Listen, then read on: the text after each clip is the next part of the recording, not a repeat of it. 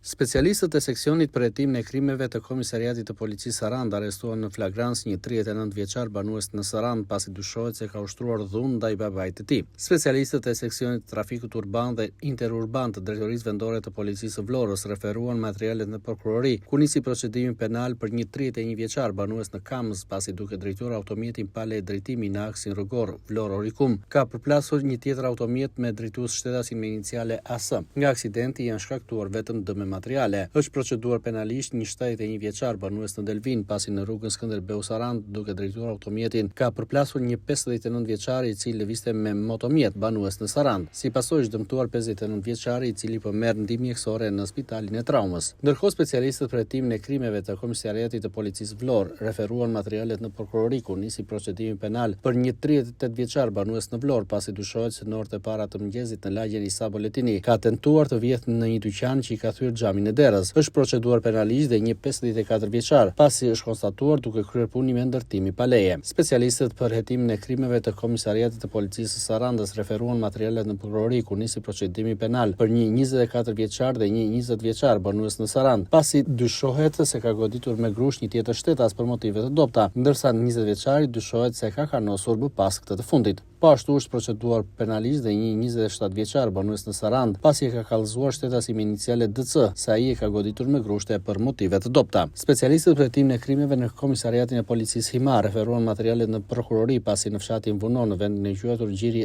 Akuariumit, dy shtetasit dyshohet se po peshkonin një larguar sapo kanë vënë re shërbimet e policisë. Në vendin ku ishin këta shtetas së shërbimet e policisë gjetët një sasi lënde shpërthyese që dyshohet se përdorej për peshkim. Punohet për identifikimin dhe kapjen e këtyre dy personave. Materialet ju referuan prokurorive kompetente për veprimet të mëtejshme hetimore.